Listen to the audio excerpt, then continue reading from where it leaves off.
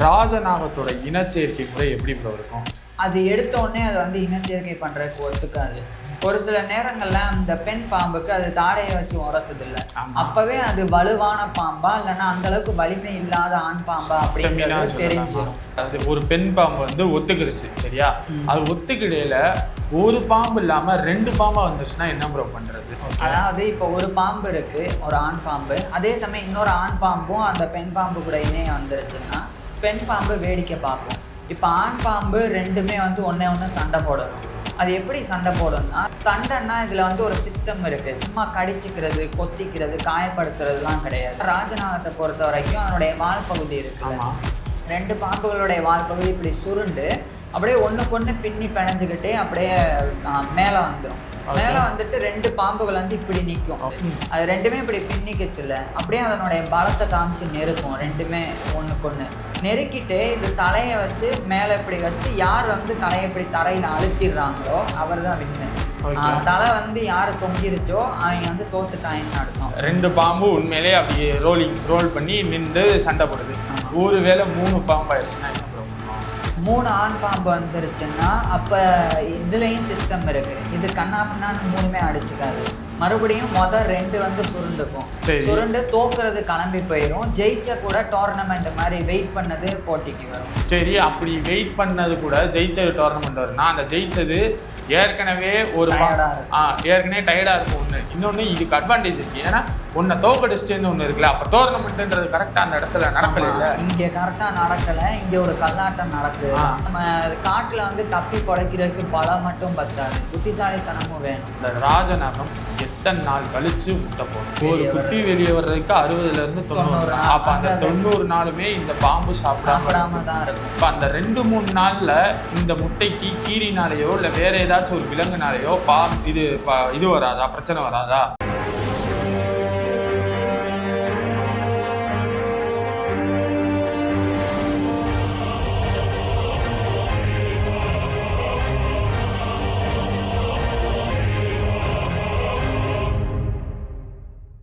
போன வீடியோவில் ராஜநாகத்தோட வாழ்க்கை முறை, அது எப்படி வாழுது, எங்கெங்கே வாழுது, எந்தெந்த நிறங்களில் இருக்குது, அது எப்படி விஷத்தன்மை அதுக்கு இருக்கு அப்படின்றத எல்லாத்தையுமே பார்த்தோம்.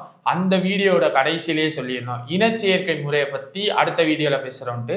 இந்த வீடியோவில் இனச்சேர்க்கை முறையை பற்றி பேச போகிறோம். நீங்கள் கேட்கலாம், இனச்சேர்க்கை முறைக்கு ஒரு வீடியோ ஸ்பெஷலாக பண்ணலாமான்ட்டு. போன வீடியோவோட லாஸ்ட்லேயே சொல்லியிருந்தாரு இனச்சேர்க்கை முறை வந்து சுவாரஸ்யமாக இருக்குன்ட்டு. ஸோ இந்த வீடியோ சுவாரஸ்யமாக இருக்கும் ப்ரோ. ஃபஸ்ட்டு ராஜநாகத்தோட இனச்சேர்க்கை முறை எப்படி ப்ரோ இருக்கும்? ராஜநாகத்தோட இனச்சேர்க்கை பொறுத்த வரைக்கும் முதல்ல எல்லா பாம்புகள் மாதிரியும் இதில் ராஜநாகங்கள்லே பெண் நாகங்கள் இருக்கும்ல, அது வந்து ஃபெரமோன்ஸ் அப்படின்ற ஒரு வாசனை திரவியத்தை வெளியிடும். அது வெளியிட்டோடனே அதை மோப்பம் பிடிச்சி வந்து ஆண் ராஜநாகம் வந்து வரும். வந்ததுக்கப்புறம் அது எடுத்தோடனே அது வந்து இனச்சேர்க்கை பண்ணுறதுக்கு ஒத்துக்காது.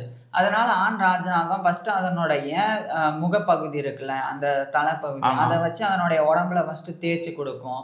அதுக்கப்புறம் வந்து நான் மேட்டிங் பண்றதுக்காக வந்திருக்கேன் அப்படின்ற அந்த சிக்னல் மாதிரி அது கொடுக்கும். இப்ப அந்த பெண் பாம்பு வந்து ஒத்துக்கிட்டாதான் இனச்சேர்க்கை வந்து நடக்கும். ஒரு சில நேரங்கள்ல அந்த பெண் பாம்புக்கு அது தாடையை வச்சு உரசுது இல்ல, அப்பவே அது வலுவான பாம்பா இல்லைன்னா அந்த அளவுக்கு வலிமை இல்லாத ஆண் பாம்பா அப்படிங்கிறது தெரிஞ்சிடும். ஸ்டெமினான்னு சொல்லலாமா? ஸ்டெமினா மட்டும் இல்ல, ஸ்ட்ரென்த்தும் அது அந்த அளவுக்கு இருக்கா இல்லையா அப்படின்றது அந்த பெண் பாம்புக்கு வந்து தெரிஞ்சிடும். அதை வச்சே ஒருவேளை வலிமை இல்லை அப்படின்னா பெண் பாம்பு வந்து நகர்ந்து போகும். அதை மீறியும் ஆண் வந்து தொந்தரவு பண்ணா அது மேலேயே சீரும், அதையே போய் கடிக்கவும் செய்யும். இப்ப இதுல சுவாரஸ்யம் என்னன்னா, இந்த ஆண் பாம்பு பெண் பாம்பு பொதுவா 80% மேல எல்லா பாம்புகள்லையும் பெண்ணினம் தான் பெருசா இருக்கும். ஏன் அனகோண்டாவிலேயே பெண் பாம்பு தான் பெருசு, ஆண் அனகோண்டா வந்து அதை கம்பேர் பண்ணும்போது சின்னது. ஆனா இந்த ராஜநாகத்துல வந்து ஆண் பாம்புகள் தான் வந்து பெருசா இருக்கும், பெண் பாம்புகள் வந்து சின்னதா தான் இருக்கும். இது ஏன் பெருசு சின்னது அப்படின்றத அடுத்து சொல்றேன். ஆனா என்னதான் பெண் பாம்புகள் வந்து சின்னதா இருந்தாலும், உதாரணத்துக்கு ஒரு 13 அடியில ஒரு ஆண் பாம்பு இருக்குன்னா இது 9 to 10 அடி வரைக்கும் தான் பெண் பாம்பு இருக்கும். ஸோ இப்ப இதுதானே பெருசு ஆண் பாம்பு தான். இருந்தாலும் பெண் பாம்பு வந்து எதிர்க்கும் போது பெண் பாம்பு கிட்ட அடி வாங்கியே அதை வந்து தோத்துரும் ஆண் பாம்பு. அப்ப அது எப்படி ப்ரோ? அது எப்படி தோக்குதுன்னா, இப்ப பெண் பாம்பை பொறுத்த வரைக்கும் அதுக்கு பிடிக்கல அந்த நேரத்துல இனச்சேர்க்கை பண்றதுக்குன்னா அது சீரும். ஆனா அதே சமயம் ஆண் பாம்பை பொறுத்த வரைக்கும் அந்த ஆண் பாம்போட எண்ணம் பூரா எதுல இருக்கும்னா மேட்டிங் பண்றதுலதான். ஸோ அப்ப எப்படியாவது வற்புறுத்தியாச்சு ஏத்துக்க வைக்கணும்னு தான் நினைக்குமே ஒழிய, சண்டைன்னு வந்துட்டா அதை போய் காயப்படுத்தணும்னு ஆண் பாம்பு நினைக்காது. அந்த ஒரு மைண்ட் செட்ல தோத்து போய் அது அப்படியே கிளம்பி போயிடும். ஸோ அந்த மாதிரி நடக்கும். ஆனால் பெரும்பாலான நேரங்களில் இது நடக்கிறது கிடையாது. ஆண் பாம்புகள் வந்து தாடையாச்சு தேய்க்கும் போதே அதனுடைய வலிமை இதுக்கு வந்து புரிஞ்சு இது வந்து இனச்சேர்க்கை பண்ணுறதுக்கு ஒத்துக்கும். அதுக்கப்புறம் சில நிமிடங்கள் ஆரம்பித்து பல மணி நேரம் வரைக்கும் கூட அதனுடைய இனச்சேர்க்கை தொடர்ந்து நடக்கும். பல மணி நேரங்கள். Okay bro. இப்போ ஒரு பெண் ஒரு பெண் பாம்பு வந்து ஒத்துக்கிருச்சு, சரியா? அது ஒத்துக்கிடையில ஒரு பாம்பு இல்லாம 2 பாம்பா வந்துருச்சுன்னா என்ன ப்ரோ பண்றது? அப்பதான் வந்து காம்பேக்ட் டான்ஸ் அப்படின்ற போர் நடனம் அப்படின்றது நடக்கும். அதாவது இப்ப ஒரு பாம்பு இருக்கு, ஒரு ஆண் பாம்பு, அதே சமயம் இன்னொரு ஆண் பாம்பும் அந்த பெண் பாம்பு கூட இணைய வந்துருச்சுன்னா பெண் பாம்பு வேடிக்கை பார்க்கும். இப்ப ஆண் பாம்பு ரெண்டுமே வந்து ஒண்ணு சண்டை போடணும். அது எப்படி சண்டை போடணும்னா, ராஜநாகத்தை பொறுத்த வரைக்கும் அதனுடைய வால் பகுதி இருக்குல்ல, 2 பாம்புகளுடைய வால் பகுதி இப்படி சுருண்டு அப்படியே ஒண்ணுக்கு பின்னி பிணைஞ்சுக்கிட்டே அப்படியே மேல வந்துடும். மேல வந்துட்டு 2 பாம்புகள் வந்து இப்படி நிக்கும். அதாவது இப்படி பின்னிக்கும். அதனுடைய 2 பாம்புகளினுடைய தலை மட்டும் மேல இருக்கும். உடம்பும் மேல இருக்குமா இல்ல உடம்பு தரையில தான்? உடம்பும் கொஞ்சம் வந்து மேலதான் இருக்கும். 3ல் ஒரு பகுதி அப்படியே மேல இருக்கும், மச்சம் பூரா தரையில இருக்கும். இப்படி நின்னுரும். 2 பாவமே சேர்ந்து இந்த மாதிரி நின்றுட்டு அப்படியே சண்டை போடும். சண்டைன்னா இதுல வந்து ஒரு சிஸ்டம் இருக்கு. சும்மா கடிச்சுக்கிறது, கொத்திக்கிறது, காயப்படுத்துறதுலாம் கிடையாது. அது ரெண்டுமே இப்படி பின்னிக்குச்சுல, அப்படியே அதனுடைய பலத்தை காமிச்சு நெருக்கும். ரெண்டுமே ஒண்ணுக்கு நெருக்கிட்டு இது தலையை வச்சு மேல இப்படி வச்சு யார் வந்து தலையை இப்படி தரையில அழுத்திடுறாங்களோ அவர் தான் வின்னு. தலை வந்து யாரு தொங்கிருச்சோ அவங்க வந்து தோத்துட்டாங்கன்னு அர்த்தம். அப்ப அதனால என்ன செய்யணும், இப்படி பின்னி பிணைஞ்சுக்கிட்டு இப்படி மேல மேல எலும்ப பார்க்கும். எந்த பாம்பு மேல போக முடியுதோ அதுதானே இப்படி தலையை அமுக்க முடியும். அதனால மேல மேல போக பார்க்கும். அப்போ ஒரு மாதிரி ஊஞ்சலாட்டம் மாதிரியும் இருக்கும். அப்ப அது பாக்குறதுக்கு நம்ம தூரத்துல இருந்து பார்த்தா அது டான்ஸ் ஆடுற மாதிரியே இருக்கும், 2 ஆண் பாம்பு சேர்ந்து. ஸோ அதனாலதான் அதுக்கு வந்து காம்பேக்ட் டான்ஸ் அப்படின்னே பேரு. ஸோ அந்த மாதிரி ஆடிக்கிட்டு அது வந்து மேல மேல போக பார்க்கும். இப்ப எது மேல போய் அதை வந்து அடிச்சிருதோ, அடிக்குதுன்னா காயப்படுத்துறது கிடையாது, அதை டயர்டாக்கி அது வலு விளக்க வச்சு அந்த பிடி வந்து கொஞ்ச நேரம் மேல எல்லாம் சண்டை போட முடியாது. அது எவ்வளவு நேரத்துக்கு ப்ரோ அப்ப சண்டை போட முடியும்? சில மணி நேரம் வரைக்கும் போட முடியும். அந்த 2 பாம்புகள்ல எந்த பாம்புக்கு எனர்ஜி எப்ப குறையுதோ அதை பொறுத்து மாறும் நேரம். சோ சில மணி நேரம் தொடர்ந்து ஒரு பாம்புனால பிடிக்க முடியலன்னா அது பிடி தளரும். தளர்ந்த உடனே டக்குன்னு மேல எழும்பி இதை அமைக்கிறோம். அமுக்குன உடனே இது வந்து தலை கீழே போயிருச்சுல, போய் தரை இடிச்சிருச்சுல, இடிச்ச உடனே தோத்துருச்சுன்னு ஏத்துக்கிட்டு அப்படியே வந்து கிளம்பி போயிரும். அதுக்கப்புறம் மிச்சம் இருக்குல்ல, ஜெயிச்ச ஆண் பாம்பு கூட பெண் பாம்பு வந்து இன சேர்க்கை பண்ணிரும். இப்போ இதுல ஒரு சந்தேகம். இப்போ இந்த 2 பாம்புமே சண்டை போடுது, கரெக்டா? இந்த சண்டை போடுறதுல எப்படியுமே அந்த 2 பாம்புக்குமே எனர்ஜின்றது போயிடும், கிட்டது கன்ஃபார்ம் போயிடும். அப்ப அந்த எனர்ஜி போயிருச்சுன்னா இந்த பெண் பாம்பு கூட மேட்டிங்ல எப்படி முடியும்? எனர்ஜின்னு ஒண்ணு போயிருதுல. ஆமா, அதாவது ராஜநாகத்துக்கு இயற்கை கொடுத்த ஒரு கொடை என்னன்னா, இவங்க எவ்வளவு நேரம் சண்டை போட்டு எனர்ஜி குறைஞ்சா கூட அது டக்குன்னு அதனோட எனர்ஜி மறுபடியும் வந்து உடம்புல வந்து. அது எப்படின்னா அதான் இயற்கை கொடுத்தது. ஏன்னா அது எனர்ஜி வந்தாதான் இனச்சேர்க்கை பண்ண முடியும். அதே மாதிரி இதனுடைய உடல் முழுக்க இனச்சேர்க்கை பண்ணும்போது இயங்கி ஆகணும்னு அவசியம் கிடையாது பாம்புகளை பொறுத்த வரைக்கும். அதனாலேயே சண்டை போடுறதுக்கு தேவைப்படுற எனர்ஜியை விட இனச்சேர்க்கை பண்றதுக்கு தேவைப்படுற எனர்ஜி வந்து கம்மி தான். அதே மாதிரி எனர்ஜி குறைஞ்சு டயர்ட் ஆகும்னா முழுசா டயர்ட் ஆகுதுன்னு அர்த்தம் கிடையாது. 2 பாம்பு இருக்குன்னா அந்த சண்டை போடுற வேகம் இருக்குல்ல, அந்த பிடி, அதுக்கப்புறம் மேல எழும்புறது, அதுல கொஞ்சம் டயர்ட் ஆகும். இப்ப நீங்க வேகமா ஓடுறீங்க ஒரு 100 மீட்டரு, ஓடினோடனே உங்களுக்கு இழைக்கும். ஆனா கொஞ்ச நேரம் நின்னோடனே மறுபடியும் உங்களால ஓட முடியும். அதே மாதிரிதான் இந்த பாம்புகள் வந்து அந்த பிடி தளருது இல்ல, எப்ப ஒருத்தன் தளருதோ அது வரைக்கும் இன்னொரு பாம்புக்கு வந்து அந்த எனர்ஜி இருக்கும். டக்குன்னு அழுத்தின உடனே எனர்ஜி குறைஞ்ச பாம்பு தான் தோத்து போயிருது, அது அங்க இருந்து கிளம்பி போயிருது இல்ல. அப்ப எனர்ஜியோட கடைசி வரைக்கும் தாக்கு பிடிச்ச பாம்பு தானே மேட்டிங் போகுது. அப்ப அந்த பாம்புக்கு எனர்ஜி இருக்கிறனால தானே இன்னொரு பாம்பை தோக்கடிக்க முடிஞ்சுது. இது ஏன் இயற்கை இந்த மாதிரி ஒரு விதியை கொடுத்துருக்குன்னா, அப்பதான் வலுவான மரபணுக்கள் கடத்தப்படும், அப்பதான் அடுத்தடுத்து பிறக்கிற குட்டிகள் வந்து வலுவா வந்து பிறக்கும். அதனாலதான் இந்த சண்டையில ஜெயிக்கிறதுக்கு வந்து இந்த பெண் பாம்பு வந்து கிடைக்கும். சரி ப்ரோ, இப்ப நீங்க சொன்னது 2 பாம்புக்கு சொல்லிட்டீங்க. 2 பாம்பு உண்மையிலே அப்படி ரோல் பண்ணி நின்று சண்டை போடுது. ஒருவேளை 3 பாம்பு ஆயிடுச்சுன்னா என்ன ப்ரோ பண்ணுவாங்க? 3 ஆண் பாம்பு வந்துருச்சுன்னா அப்ப இதுலயும் சிஸ்டம் இருக்கு. இது கண்ணா பின்னான்னு 3மே அடிச்சுக்காது. மறுபடியும் 2 வந்து சுருண்டுக்கும். சுருண்டு தோக்குறது கிளம்பி போயிரும். ஜெயிச்ச கூட டோர்னமெண்ட் மாதிரி வெயிட் பண்ணது போட்டிக்கு வரும். சரி, அப்படி வெயிட் பண்ணது கூட ஜெயிச்சது டோர்னமெண்ட் வரும்னா அந்த ஜெயிச்சது ஏற்கனவே ஏற்கனவே டயர்டா இருக்கும். ஒண்ணு இன்னொன்னு இதுக்கு அட்வான்டேஜ் இருக்கு. ஏன்னா உன்னை தோக்கடிச்சிட்டேன்னு ஒண்ணு இருக்குல்ல. அப்ப டோர்னமெண்ட்ன்றது கரெக்டா அந்த இடத்துல நடக்கல. இல்ல இங்க கரெக்டா நடக்கல. இங்க ஒரு கல்லாட்டம் நடக்குது. ஏன்னா புதுசா வந்த பாம்புக்கு வந்து நேரம் ஜாஸ்தி கிடைக்கும். ஆமா, அட்வான்டேஜ் அதுக்கு தானே. அதே மாதிரி அது ஏற்கனவே சண்டை போட்டு ஜெயிச்சிருந்தாலும் ஓரளவுக்கு டயர்டா தான் இருக்கும். அப்ப அந்த டயர்டா இருக்கிற பாம்பு தோக்குறதுக்கு வாய்ப்பு அதிகமா தான் இருக்கு. அப்ப இது கல்லாட்டம் தான். இருந்தாலும் இதுல இன்னொரு விஷயம் இருக்கு. ஒரு சில பாம்புகள் வந்து அது மெதுவா வந்தாலும் அது சாமர்த்தியம்னு கூட பேர் இருக்குல்ல. புத்திசாலித்தனமா வெயிட் பண்ணுது. வெயிட் பண்ணி 2 சண்டை போட்டு முடிச்ச உடனே எனர்ஜி குறையும். அப்ப நம்ம சண்டை போடலான்னு அந்த புத்திசாலித்தனம் இருக்கு. சோ நம்ம காட்டுல வந்து தப்பி பொழைக்கிறதுக்கு பலம் மட்டும் பத்தாது, புத்திசாலித்தனமும் வேணும். அப்ப அந்த புத்திசாலித்தனம் இந்த 3வது பாம்புக்கு இருக்குன்னு எடுத்துக்கலாம். சோ அந்த சாமர்த்தியமும் சண்டை போடுறதுல இருக்கிற வலிமையும் தான் இந்த பாம்போடைய அடுத்த மரபணு வந்து கடத்தப்படுது. ஆனா இங்க ஒரு என்ன விஷயம்னா, இங்க ஒரு ட்விஸ்ட் இருக்கு. இப்ப அந்த பாம்பு இப்ப உதாரணத்துக்கு ஏ-பி சண்டை போடுது. ரொம்ப நேரம் சண்டை போட்டுருச்சு. ஏ தோத்துருச்சு. இப்ப பி ஜெயிச்சிருச்சு. சி வேடிக்கை பார்த்துருக்கு. இப்ப உடனே சியும் பியும் சுத்திக்குது. இப்ப சி தான் ஜெயிக்கும். ஏன்னா அது வேடிக்கை தான் பார்த்துட்டு இருந்தது அப்படின்றனால. இப்ப சி ஜெயிச்சிருச்சு, பி தோத்துருச்சுன்னாலும் இந்த சி போய் பெண் பாம்பு கூட போய் இனச்சேர்க்கை பண்ண போகும்போது அது தேக்கியும்னு சொன்னேன்ல. அப்ப இதுக்கு ஒருவேளை வலிமை இல்லைன்னு அந்த வலிமை இல்லைன்னா அது அந்த பெண் பாம்புக்கு தெரிஞ்சிடும். அப்ப அது என்னதான் ஜெயிச்சுட்டு வந்திருந்தாலும் என்கிட்ட மேட்டிங் பண்ற தகுதி உனக்கு இல்லைன்னு விரட்டி விட்டுரும். ஓகே, அப்ப மறுபடியும் பீட்டை தான் போகும்.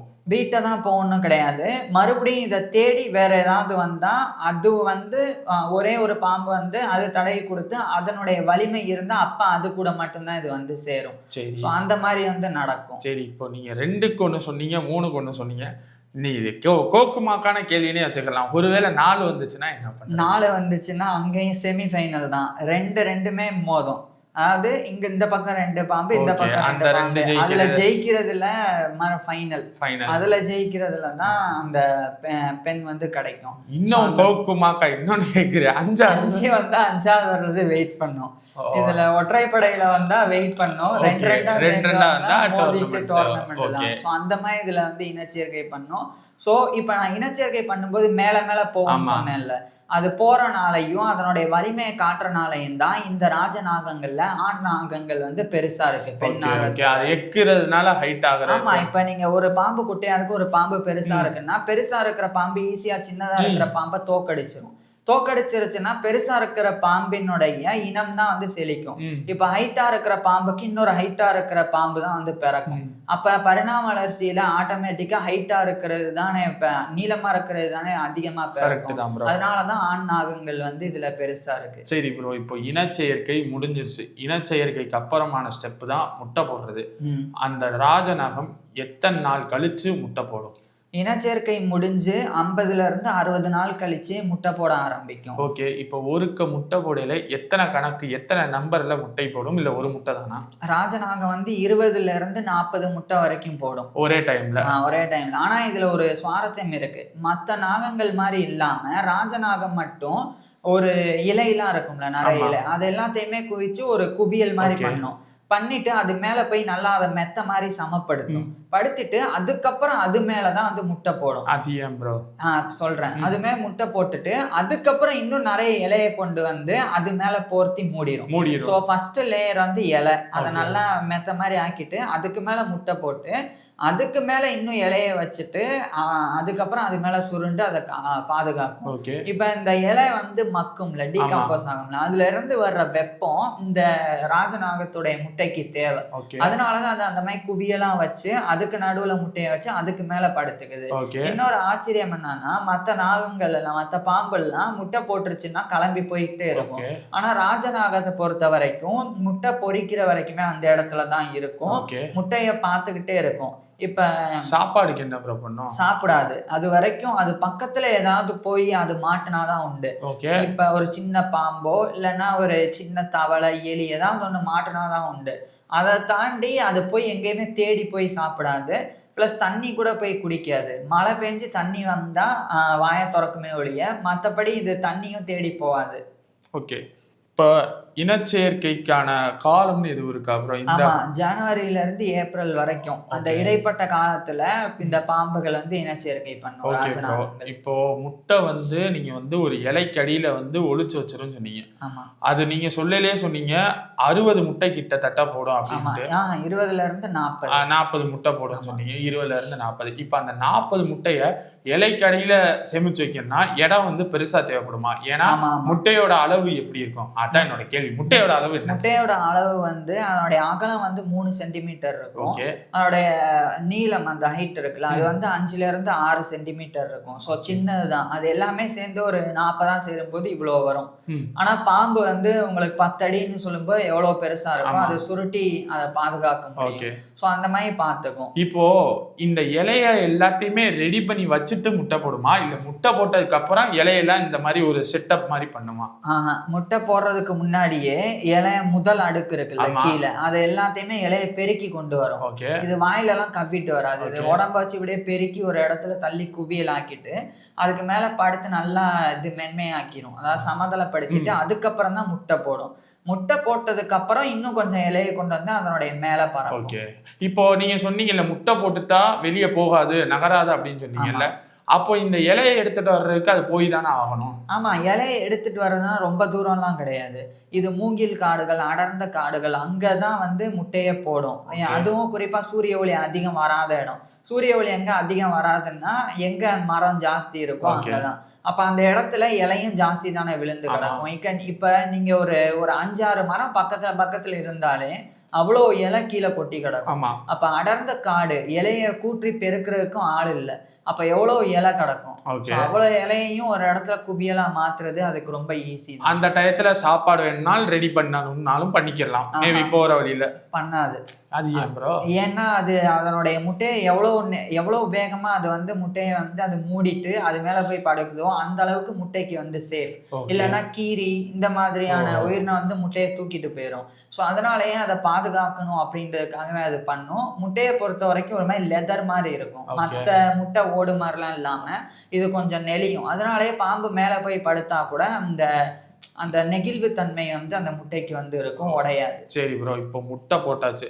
இந்த முட்டையில இருந்து பாம்பு வெளியே வர்றது, குட்டி பாம்பு வர்றதுல அந்த பாம்பு வர்றதுக்கு எவ்வளவு நாள் ஆகும்?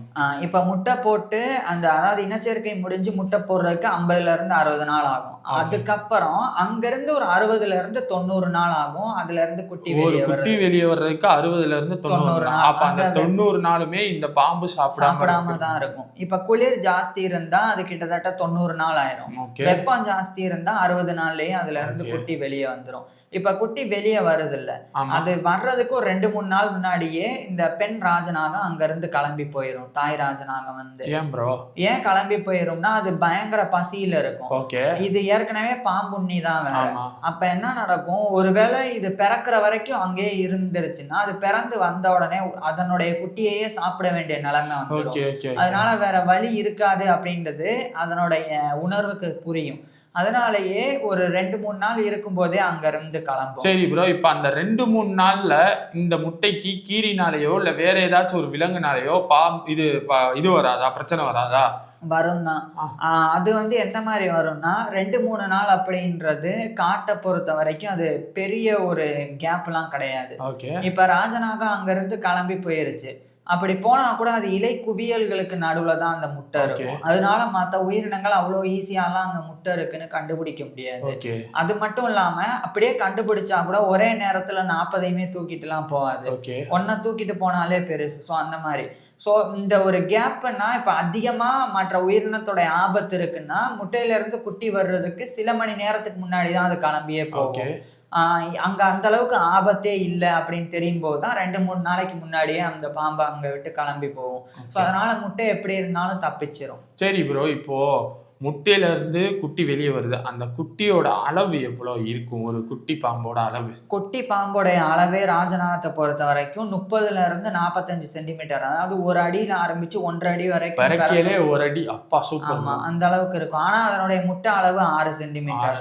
ஏன்னா சுருண்டு சுருண்டு உள்ள இருக்கிறனால சின்ன முட்டையிலேயே அவ்வளவு பெரிய குட்டி இருக்க முடியுது. சரி ப்ரோ, இப்போ இந்த அம்மா பாம்பு இருக்குல்ல, இது போயிட்டு திருப்பி வருமா அந்த முட்டைக்கு? வராது. அது போயிட்டு அது அப்புறம் அது அதனுடைய வேட்டை, அது சாப்பிட்டு ஓய்வு எடுக்கிறது, ஸோ அந்த மாதிரி கிளம்பி போயிடும்.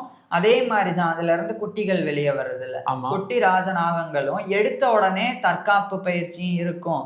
எடுத்த உடனே எப்படி விஷத்தை செலுத்தி ஒரு உயிரினத்தை வேட்டையாடணும் அப்படின்னு தெரியும். அதனால ராஜநாகங்கள் குட்டியா வந்த உடனே பெரிய பாம்புகளை வேட்டையாட முடியாது. ஆனா சின்ன சின்ன தவளை, சின்ன சின்ன குட்டி பாம்பு வெளியே வந்து சாப்பிடுறதுமே வேட்டையாடி தான் சாப்பிடும். எடுத்த உடனே வேட்டையாடி சாப்பிட்டு தனித்தனியா போய் வாழ ஆரம்பிச்சிடும். அதுக்கப்புறம் வளர்ந்து ஒரு 5ல இருந்து 6 வயசு பெண் குட்டிக்கு, அதாவது ஒரு பெண் நாகத்துக்கு வந்து 5ல இருந்து 6 வயசு ஆயிடுச்சுன்னா அது இனச்சேர்க்கைக்கு தயாராகும். அப்ப 5ல இருந்து 6 வயசு ஆயிடுச்சுன்னா பெண்ணுக்கு, அப்ப ஆணுக்கு 4ல இருந்து 5 வயசு ஆயிடுச்சுன்னா ஆண். ஏன்னா வேகமா வளருது, நீளமாவும் இருக்கிறதுனால 4ல இருந்து 5 வயசு ஆயிடுச்சுனாலே அது தயாராயிடும். அதே மாதிரி இதனுடைய ஆயுள் காலம் பொறுத்த வரைக்கும் காட்டுல நல்லா இதுக்கு பாதுகாப்பான சூழல் கிடைச்சு உணவுலாம் கிடைச்சா 20 ஆண்டுகள் வரைக்கும் வாழும்.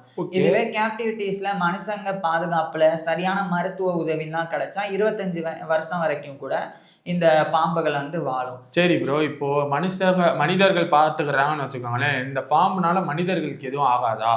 பாம்புனாலே மனிதர்களுக்கு ஆபத்து இருக்கும் தான். அதே குறிப்பா ராஜநாகம்னாலும் ஆபத்து இருக்குதான். ஆனா பொதுவா இந்த மிருக காட்சி சாலைகள் அங்கெல்லாம் வச்சுக்கிறாங்க கேப்டிவிட்டிஸ்ல பாம்புகள்னா, அதை பராமரிக்கிறதுக்கு ஆட்கள் இருப்பாங்க. அதை பயப்படுத்தாம எப்படி தொடணும், எந்த இடத்துல பிடிக்கணும், அதை எப்படி அதுல இருந்து தப்பிக்கணும் அப்படின்ற எல்லா விஷயமுமே இவங்களுக்கு வந்து தெரியும். ஸோ அதனால அவங்களுக்கு பெருசா ஆபத்து இருக்காது. ஆனா நம்மலாம் போனோம்னா நமக்கு ஹேண்டில் பண்ண தெரியாது, நமக்கு அது ஆபத்து தான். ஓகே, உங்களுக்கு ஏதாவது சொல்ல வேண்டியது இருக்கா ப்ரோ? எனக்கு கேள்விகள் மேக்ஸிமம் முடிஞ்சு. கேள்விகள் இதுல அவ்வளவுதான். இப்ப என்னோட பதிலும் அவ்வளவுதான். ஆனா இன்னொரு வீடியோல இந்த ராஜநாகம் மனுஷங்களை பார்த்தா என்ன செய்யும் அதை பத்தியும் நீங்க கேட்டீங்கல்ல, அந்த பாம்புக்கு பால் ஊத்துறதுல இருந்து முட்டை வைக்கிற வரைக்கும். ஸோ இந்த மாதிரி இருக்கக்கூடிய சில சுவாரஸ்யமான விஷயங்களை அடுத்த வீடியோல. அப்ப அடுத்த வீடியோல ரெண்டுமே சேர்ந்து வந்துருமா இல்ல தனித்தனியா? ரெண்டுமே சேர்ந்து நிறைய ஃபேக்ட்ஸ் மாதிரி வரும். ஓகே, அப்ப அடுத்த வீடியோக்கு கண்டிப்பா வெயிட் பண்ணுங்க. ஏன்னா ஒரு சில பேர் இருக்காங்க, பாம்பு புத்துக்கு ஏன் பால் ஊத்துறோம், ஏன் முட்டை வைக்கிறோம், அது உண்மையிலே தெரிஞ்சு வைக்கிறாங்களா தெரியாம வைக்கிறாங்களான்ட்டு நீங்க வைக்க வேணாம்னு சொல்லலை, தெரிஞ்சுக்கிட்டு வைங்க. அதுதான் அடுத்த வீடியோல வந்து பாத்துக்கோங்க. இந்த வீடியோல உங்களுக்கு ஏதாச்சும் கேள்வி இருந்துச்சுன்னா அதை கீழே கமெண்ட் பண்ணுங்க. அந்த கேள்விக்கான பதில் அடுத்த வீடியோல கண்டிப்பா வரும். அடுத்த வீடியோல வந்து பார்க்குறோம். தேங்க்யூ.